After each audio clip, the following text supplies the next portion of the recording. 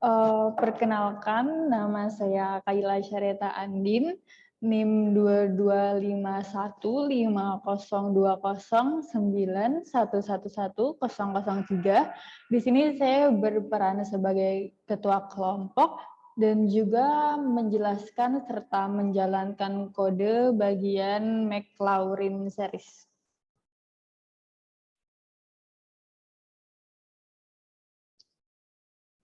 Perkenalkan, saya Tulistiana Irvani Bintang dengan NIM 2251502091111006. Di sini saya menjelaskan dan melakukan coding bagian machine precision.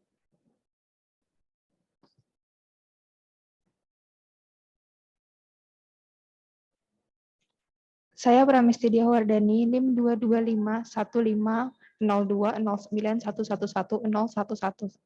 Di sini peran saya adalah menjelaskan dan menyusun slide presentasi mengenai teori metode numerik dan Galat.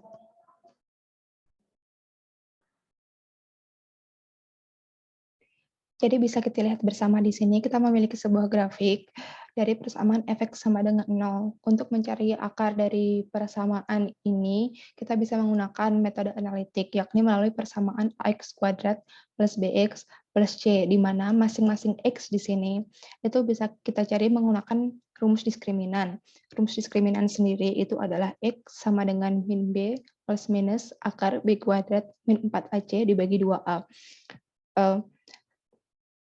Tetapi metode analitik yang kita gunakan di sini itu tidak bisa efektif untuk mencari persamaan, mencari akar dari sistem persamaan yang besar maupun ketidakliniaran dan geometri yang rumit. Itulah kenapa di sini kita memerlukan metode numerik untuk melakukan untuk mencari akar dari persamaan-persamaan seperti itu.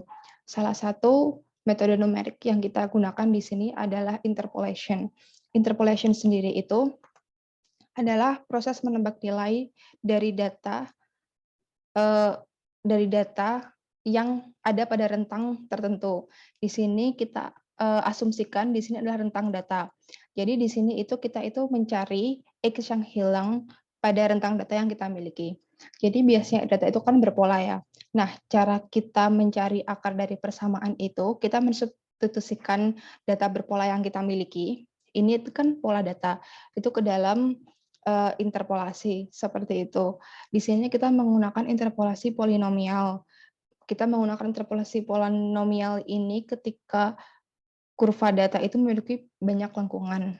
Lalu pendekatan metode numerik yang berikutnya itu adalah least square curve fitting atau kurva fitting. Jadi umumnya itu kan sebuah data itu kan diketahui hubungannya satu sama lain itu kan melalui kurva seperti pada interpolation ini. Nah, tapi di sini itu curve fitting ini itu adalah kita itu mencari hubungan satu data dengan yang lainnya itu melalui garis yang mewakili data-data tersebut. Jadi di sini itu kita itu tidak perlu melewati semua titik diskrit. Tadi kan kita bandingkan dengan yang interpolation itu kan kurvanya itu kan melewati semua titik. Nah, di sini itu kita cuma perlu menarik satu garis lurus yang mewakili keberadaan titik-titik itu. Tapi ketika kita menggunakan kurva fitting ini, maka di situ itu banyak errornya. Tapi positifnya kita tidak perlu melewati semua titik diskrit seperti itu. Untuk lebih jelasnya mengenai perbedaan metode analitik dan metode numerik, di sini saya akan menggunakan contoh soal dari sumber video YouTube milik channel Sandamat. Di sini soalnya adalah hitung nilai dari integral min 1 hingga 1 dari persamaan 4 min x kuadrat dx. Di sini kita menggunakan metode analitik di mana kita itu mengintegralkan persamaan ini, lalu kemudian mensubstitusikan nilai batas bawah dan batas atasnya. Kemudian kita peroleh nilai 22/3. Lalu kemudian kita bandingkan dengan jika kita menggunakan metode numerik. Seperti ini. Di sini kita menggunakan integral Riemann, yakni di sini kita menggambar kurva dari 4 min x kuadrat, lalu membaginya menjadi 4 bangunan trapesium. Bangunan trapesium P, Q, R, S, seperti itu. Lalu kita mencari luasnya. Di sini luas trapesium itu adalah setengah A plus B dibagi 2, seperti itu. Lalu kemudian kita dapatkan nilai 7,25. Nilai 7,25 ini merupakan hasil dari perhitungan numerik. Sementara pada perhitungan analitik tadi ini, kita mendapatkan nilai 22/3.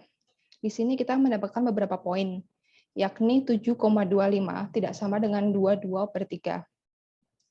Ini berarti di antara dua nilai itu, nilai hasil perhitungan analitik dan perhitungan numerik itu menyisakan selisih seperti itu. Jadi 22/3 itu merupakan hasil perhitungan menggunakan metode analitik. Ini kita namakan nilai sejati. Sementara 7,25 tadi merupakan hasil perhitungan numerik. Di sini kita namakan nilai hampiran. Nah, selisih antara kedua nilai ini kita namakan galat atau error. Seperti itu. Lalu rumus dari galat tadi sudah kita singgung sebelumnya. Galat di sini atau epsilon itu sama dengan A dibagi A cap atau A topi. Di mana di sini epsilon itu adalah galat, A itu adalah nilai sejati, sementara A cap itu adalah nilai hampiran.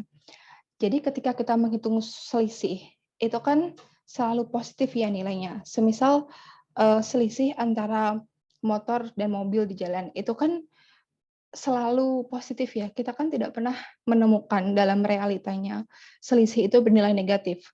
Itulah kenapa di sini untuk epsilon mutlak itu kita menggunakan nilai mutlak di sini untuk mendefinisikan selisih dari nilai sejati dan nilai hampiran tadi. Itu tidak peduli ya. Ketika contohnya mungkin nilai sejatinya itu lebih kecil, lebih kecil daripada nilai hampirannya.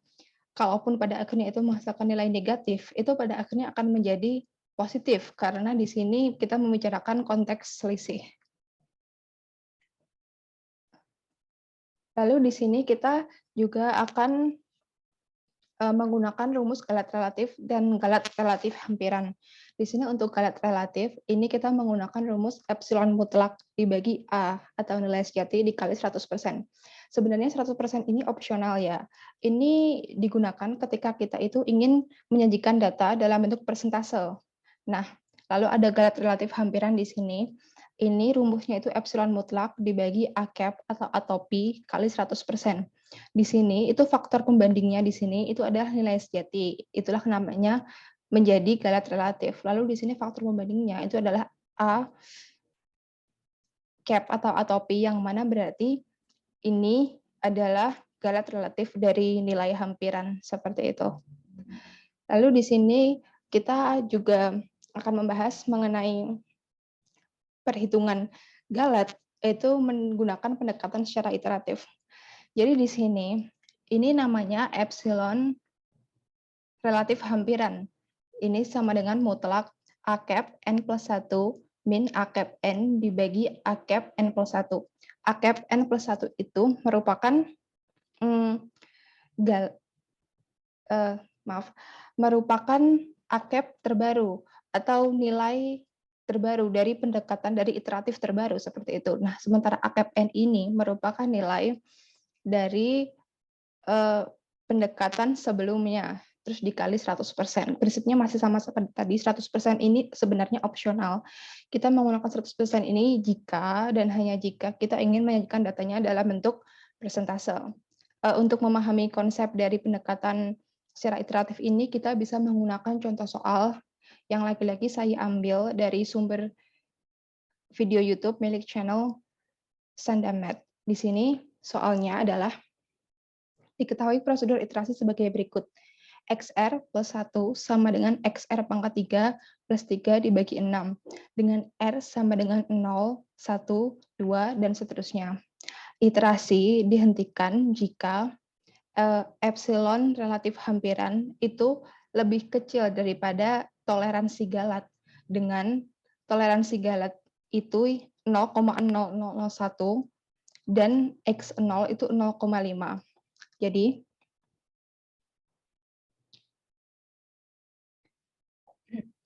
Jadi penyelesaiannya di sini itu adalah menggunakan rumus yang tadi, yakni XR plus 1 sama dengan min XR pangkat 3 tambah 3 dibagi 6. Jadi tadi kan R-nya itu kan dari 0, 1, 2, dan seterusnya. Jadi di sini kita menggunakan X 0 plus 1. R-nya tadi kita 0 di R yang pertama, di array, di list yang pertama itu kita substitusikan ke dalam rumus. Jadi X 0 plus 1 sama dengan min X 0 pangkat 3 dibagi 3 dibagi 6. Di sini, karena ini X 0, tadi kan disebutkan di soal bahwasanya X 0 di sini adalah 0,5. Jadi di sini kita ambil X 0 pangkat 3 plus 3 dibagi 6. X 0-nya itu kita ganti menjadi bilangan 0,5 dipangkatkan 3 ditambah 3 lalu dibagi 6, menghasilkan bilangan 0,4791667. Jadi di sini bilangan ini itu kemudian menjadi nilai dari X1. Lalu di sini kita itu mengambil rumus dari epsilon relatif hampiran, yakni di sini adalah XR plus 1, yakni nilai dari iterasi terbaru, di sini X1, itu dikurangi nilai dari iterasi sebelumnya, X0, yang tadi tertera pada soal 0,5, dibagi ini iterasi nilai dari iterasi terbaru, XR plus 1. Tadi di sini kan XR plus 1. Jadi ini kita substitusikan nilai terbaru tadi ke dalam rumus ini, menghasilkan minus 0,043478. Di sini terdapat kesalahan ya, karena seperti yang sudah saya sebutkan sebelumnya, epsilon itu selalu bernilai positif karena dia mutlak. Lalu seperti itu. Lalu iterasi ini kita lanjutkan dari iterasi X1 itu menjadi iterasi X2. Karena apa? Karena tadi kan toleransi Galet yang diharapkan itu adalah kan 0,0001. Sementara nilai 0,043478 ini belum memenuhi syarat. Maka dari itu di sini kita masuk ke dalam X2, di mana masih sama seperti sebelumnya caranya menggunakan persamaan yang tadi ada di soal, itu seperti ini. Jadi di sini ini kita menggunakan X1. Lagi-lagi ini kita menggunakan nilai dari iterasi terbaru, minus 0,4791667 dipangkatkan 3, tambah 3 dibagi 6, lalu menghasilkan nilai iterasi terbaru X2 itu menjadi 0,481664. Lalu di sini kita menghitung epsilon relatif hampirannya sama nilai iterasi terbaru 0,481664 dikurangi nilai iterasi sebelumnya, yakni nilai X1 yang kita ambil dari sini itu 0,4791667, maaf, dibagi 0,481664 menghasilkan nilai iterasi terbaru menghasilkan nilai Galat 0,005184. Nah, hasil ini 0,005184 ini apakah sudah kurang dari toleransi Galat? Jawabannya belum. Maka iterasi diulangi lagi menjadi X3 di sini seperti sebelumnya prosesnya. Di sini kita mengambil nilai dari iterasi terbaru yakni X2 minus 0,481664 pangkat 3 ditambah 3 dibagi 6. Nilai ini tadi dari sini. Lalu kita menghasilkan nilai iterasi terbaru. X3 itu 0,481376. Nilai iterasi terbaru kita substitusikan ke dalam rumus 0,481376 dikurangi nilai iterasi sebelumnya, yakni dari sini 0,481664 dibagi nilai iterasi terbaru 0,481376 menghasilkan nilai Galat 0,005598. Maaf, 0,000598. Nah, apakah Galat ini itu sudah memenuhi syarat lebih kecil daripada dengan toleransi Galat? Jawabannya belum, maka iterasi kembali diulang menjadi iterasi keempat seperti ini dan menghasilkan nilai 0,000069 yang mana ini sudah memenuhi syarat di mana epsilon relatif hampirnya itu lebih kecil daripada toleransi Galatnya. Jadi seperti itu ya, kita menggunakan metode numerik secara iteratif. Jadi kegunaan metode numerik ini, poin pertama itu sudah saya sebutkan sebelumnya, yakni metode numerik itu mampu menangani sistem persamaan besar, ketidaklinearan, dan geometri yang rumit, yang dalam masalah rekayasa tidak mungkin dibicarakan secara analitis. Lalu yang kedua, merancang program sendiri sesuai permasalahan yang dihadapi pada masalah rekayasa. Lalu yang ketiga, itu menangani galat atau error suatu nilai hampiran, aproksimasi atau approximate, dari masalah rekayasa yang merupakan bagian dari paket program yang berskala besar. Lalu yang terakhir, menyederhanakan operasi matematika yang rumit menjadi operasi matematika yang mendasar. Di sini yang poin 4 ini bisa kita lihat pada proses penyelesaian aplikasi integral tadi ya, di mana tadi pada metode numerik kita itu menggunakan integral Riemann, di mana di situ itu kita menggunakan penjumlahan dari luas bangun trapesium, di mana operasi-operasi matematika yang mendasar itu meliputi penjumlahan, pengurangan, perkalian, dan juga pembagian. Jadi semula itu kan integral kan dihitung menggunakan proses mengintegralkan persamaan, lalu kemudian batas bawah dan batas atasnya kan disubstitusikan. Nah, ketika kita menggunakan pendekatan metode numerik, itu kita membagi grafik dari persamaan itu menjadi 4 bagian, menjadi 4 bangunan trapesium. Lalu kita menjumlahkan luas dari keempat trapesium tersebut sehingga kita mendapatkan nilai hampiran seperti itu. Lalu di sini sumber utama galat. Yang pertama itu adalah galat bawaan, lalu yang kedua itu adalah galat pemotongan atau truncation error, lalu yang ketiga itu adalah pembulatan atau rounding error. Galat bawaan atau inherent itu merupakan galat dari nilai data yang terjadi akibat kekeliruan dalam menyalin data, salah membaca skala, atau kesalahan karena kurangnya pengertian mengenai hukum-hukum fisik dari data yang diatur. Jadi galat bawaan itu merupakan galat yang sifatnya itu seperti human error. Jadi kesalahan itu adalah ada di proses semula, bahkan ketika proses pengolahan data itu belum dimulai, seperti itu. Lalu yang kedua itu adalah galat pemotongan. Galat pemotongan sendiri itu biasanya merujuk pada galat yang disebabkan oleh penggantian ekspresi matematika yang rumit dengan rumus yang lebih sederhana. Nah, ini tadi salah satu manfaat dari metode numerik tadi kan saya sebutkan adalah menyederhanakan operasi-operasi matematika rumit menjadi operasi matematika yang sederhana. Nah, jadi metode numerik itu memang rawan memiliki galat. Jadi seperti itu. Tapi istilah di sini, istilah galat pemotongan ini berawal dari kebiasaan mengganti suatu fungsi rumit dengan deret Taylor yang terpotong. Nah, deret Taylor itu apa? Di sini. Jadi deret Taylor itu memiliki rumus fx sama dengan sigma n sama dengan 0 sampai dengan tak hingga fn kali a dibagi n faktorial dikali x min a pangkat n. Jadi di sini itu jika dijabarkan lebih lanjut, itu sebenarnya deret Taylor itu tidak berhingga, tapi orang-orang itu selalu memotongnya sembarangan, sehingga deret yang semua itu tidak berhingga itu menjadi berhingga. Makanya itu di situ terjadi kesalahan dalam pemotongan.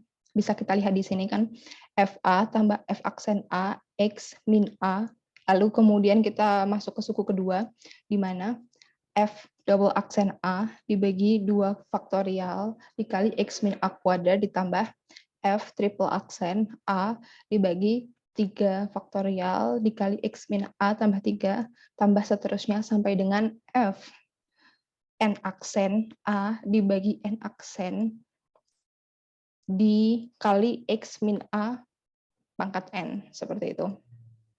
Nah, kesalahan pemotongan deret Taylor. Jadi di sini terdapat penyesuaian simbol operasi ya, di mana tadi di sini kita menggunakan X min A pangkat N. Nah, X min A ini di sini kita jadikan H seperti ini. Jadi lalu X tadi di sini kita jadikan XI. XI ini mewakili indeks ya. Nah, seperti itu. Lalu memotong peluasan deret Taylor setelah suku order ke-0. Jadi di sini kita cuma menggunakan suku order ke-0, di mana ini F di sini sama dengan tuh Fx. Sebenarnya pemotongan deret Taylor pada suku order ke-0 itu bisa dilakukan jika dan hanya jika fungsi yang diperkirakan konstan. Jadi lurus, seperti di grafik itu garisnya itu lurus. Jadi cuma memotong satu data, seperti itu. Lalu kita juga di sini bisa melihat pemotongan sembarangan pada suku-suku berikutnya. Suku pertama, suku kedua, suku ketiga, dan seterusnya. Nah, akibat dari kesalahan pemotongan itu, kita bisa lihat di sini. Ini ada nilai true. Garis ini itu merupakan nilai true. Jika kita memotongnya pada order ke 0 di sini, tadi kan sudah disebutkan bahwasanya order ke 0 itu bisa dilakukan jika dan hanya jika itu persamaan itu memiliki nilai fungsi yang konstan. Jadi garisnya lurus seperti ini. Lalu yang pemotongan order pertama itu memiliki grafik seperti ini. Lalu pemotongan order kedua itu memiliki garis seperti ini. Bisa kita lihat semakin banyak pemotongan yang dilakukan, itu maka nilainya atau akurasinya itu semakin jauh dari nilai yang diharapkan. Lalu semakin sedikit pemotongan yang dilakukan, itu atau istilahnya lebih banyak suku yang kemudian include-kan ke dalam persamaan, itu maka akan semakin mendekati nilai yang diharapkan. Seperti itu. Jadi, kita perlu berhati-hati ya dalam melakukan pemotongan dari Taylor seperti ini, karena resikonya akan semakin jauh dari nilai yang diharapkan. Ketika kita membahas Dirac Taylor, maka kita juga harus membahas Dirac Maclaurin. Dirac Maclaurin itu apa? Sama seperti Dirac Taylor, di mana fx itu sama dengan sigma, n sama dengan 0 sampai dengan tak hingga, di mana Dirac ini itu juga sama-sama tidak berhingga. Yang membedakan itu adalah di mana a itu diganti dengan 0. Jadi f pangkat n dikali 0 dibagi n faktorial dikali x pangkat n. Nah, tadi bisa kita lihat, kita kembali ke Dirac Taylor dulu.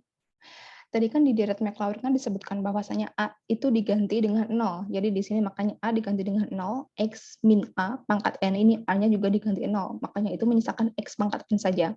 Sementara di sini F N aksen itu di sini dikalikan dengan 0 karena A diganti dengan 0. Seperti itu. Bisa dilihat untuk penjabarannya seperti ini.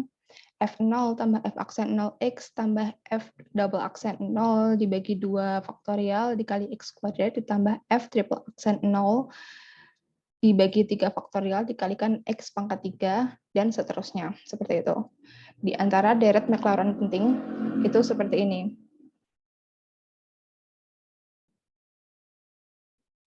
Ada 1/1 min X, lalu ada logaritma natural 1 plus X, lalu ada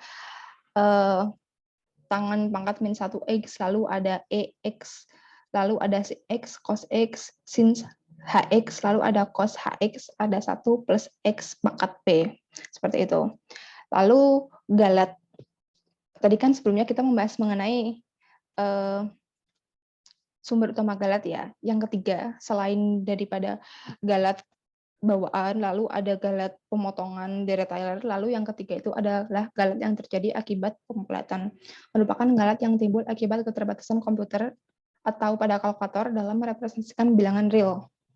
Jadi komputer itu seringkali memiliki dua cara dalam menyajikan data bilangan real, yaitu menggunakan bilangan titik tetap atau fixed point dan titik mengambang atau floating point.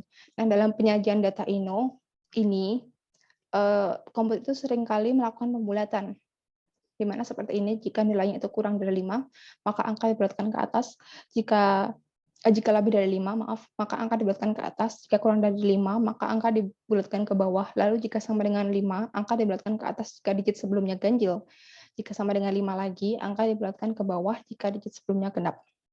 Lalu di komputer juga itu mengenal istilah angka signifikan, penting, atau bena. Angka signifikan di sini dihitung dari angka pertama yang bukan 0 lalu ke kanan. Contohnya, di sini kita memiliki angka 12,345. Memiliki 5 angka signifikan. 1, 2, 3, 4, 5. Lalu ini ada 1,020. Memiliki 4 angka signifikan. 1, 0, 2, 0. Lalu di sini 0,0012 memiliki 2 angka signifikan. 1, 2. Loh, ada perbedaan pada contoh kedua dan ketiga, di mana di sini 0 pada contoh kedua ini termasuk dalam angka signifikan, sementara 0 pada contoh ketiga ini tidak termasuk angka signifikan. Ini kenapa? Karena menurut definisi tadi, itu angka signifikan itu dihitung dari angka pertama yang bukan 0. Angka pertama yang bukan 0 di sini, pada contoh kedua itu adalah 1. Maka angka-angka setelahnya atau angka-angka di kanannya tidak peduli apakah dia 0 atau tidak, itu merupakan angka signifikan.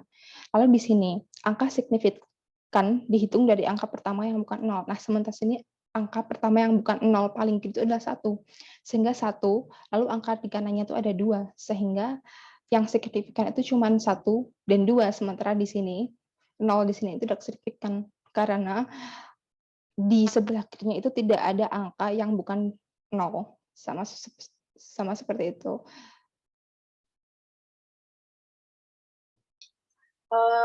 Selanjutnya pada bagian kali ini saya akan sedikit menerangkan penerapan Maclaurin series pada Google Colab. Nantinya deret ini akan kita terapkan pada Google Colab untuk menghitung hasil yang ada pada deret ini. Pada contoh, saya akan menjelaskan deret Maclaurin untuk sin X. Berikut adalah penyelesaian dari deret Maclaurin itu sendiri, sehingga nantinya akan mendapatkan hasil dari X min X pangkat 3/3 faktorial, plus X pangkat 5/5 faktorial, min X pangkat 7/7 faktorial, dan plus X pangkat 9/9 faktorial.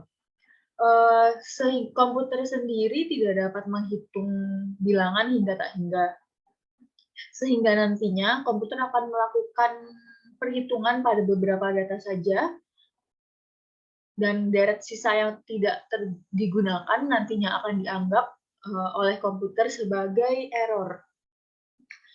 Sedikit penjelasannya adalah pada sin X ini sendiri berperan sebagai f fungsinya tersebut, kemudian X min X pangkat 3/3 faktorial plus X pangkat 5/5 faktorial min X pangkat 7/7 faktorial plus X pangkat 9/9 faktorial nantinya akan dijadikan sebagai fx, yaitu pendekatan dalam perhitungan.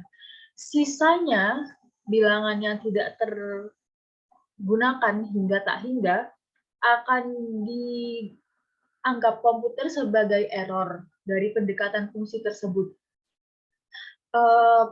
Kemudian saya akan mencoba mengaplikasikannya pada Google Colab. Pada percobaan kali ini, saya asumsikan sin X merupakan sin 3 yang dihitung dengan deret Maclaurin yang terdiri dari 5 suku kata dan akan menentukan error absolut dan error relatifnya. Di sini sudah saya buka Google Colab untuk proses menghitungnya. Yang pertama adalah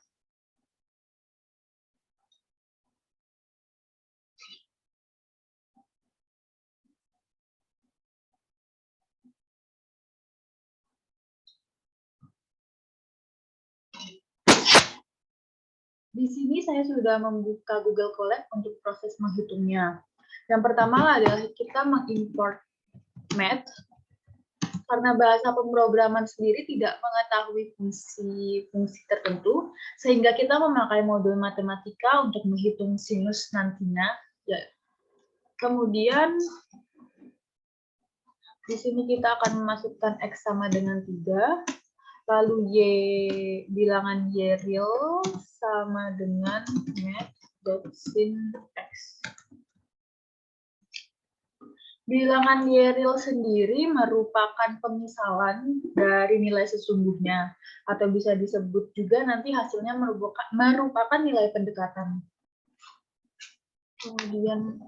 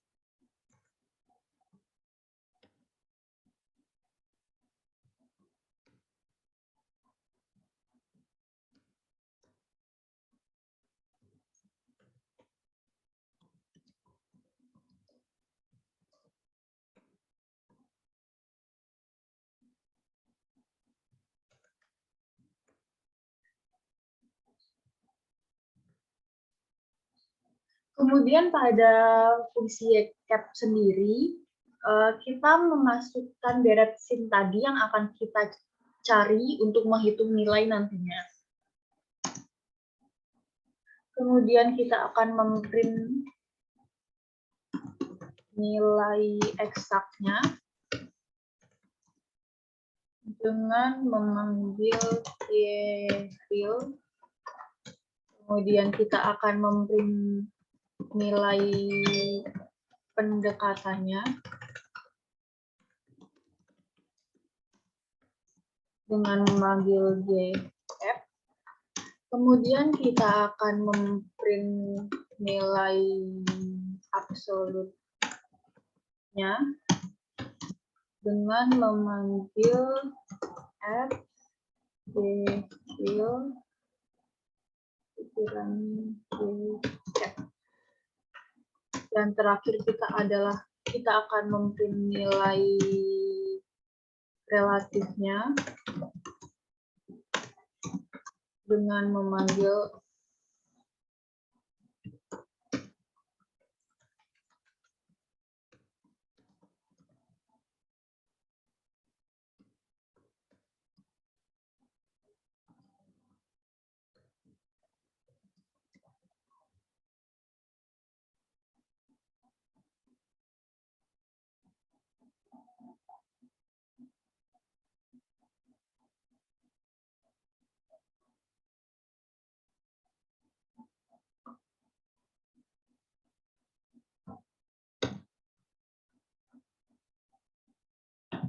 Setelah itu kita akan menjalankan kode yang telah kita hitung tadi dengan memiliki nilai eksak 0,1411, nilai pendekatan 0,1453, nilai absolut 0,0419, dan nilai relatif 0,02970. Sekian dari penjelasan singkat saya mengenai Maclaurin series pada Google Colab.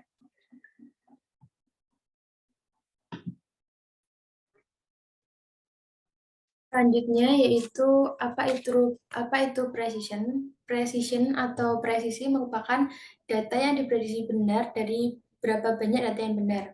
Misal di sini kita memiliki grafik ini, dicari misal biru. Nilai biru di sini ada 1, 2, 3, 4, 5, 6, 7, 8. 8 dibagi jumlah yang ini adalah true positifnya 8 ditambah false positifnya 3 selain warna biru. Jadi 8 dibagi 8 tambah 3 sama dengan 8/11. Hasilnya yaitu sekitar 73%. Selanjutnya yaitu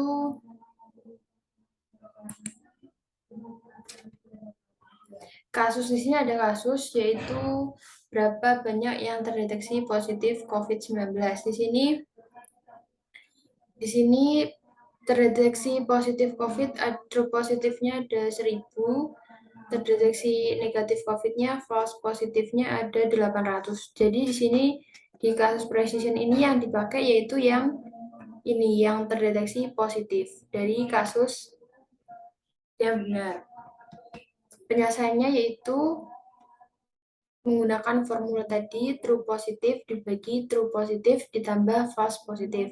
Misal tadi sebelumnya yang true positif di sini, yang positif COVID 1000 dimasukkan, lalu yang true positif di sini 1000 ditambah yang false positif ini 800, berarti 1000 dibagi 1800 sama dengan 56%.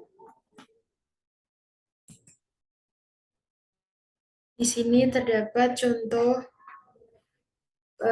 precision di sini, yaitu menentukan skor dari precision.